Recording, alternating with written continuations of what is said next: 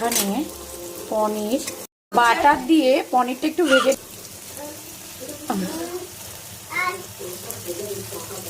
এটা এইভাবে ভাজা হয়। এবার পেঁয়াজটা দিয়ে দেবো। পাতা রাখা আছে, সামান্য লবণ দিয়ে দিলাম। এবার ভেজিটেবিলগুলো দিয়ে দেবো। আগে সিদ্ধ করে রেখেছি, পনির দেবো। গোলমরিচ গুঁড়ো দিয়ে দিচ্ছি।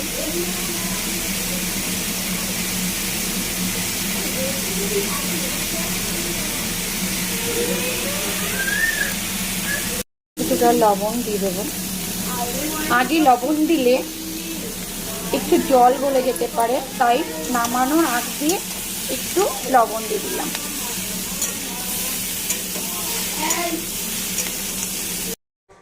কমপ্লিট।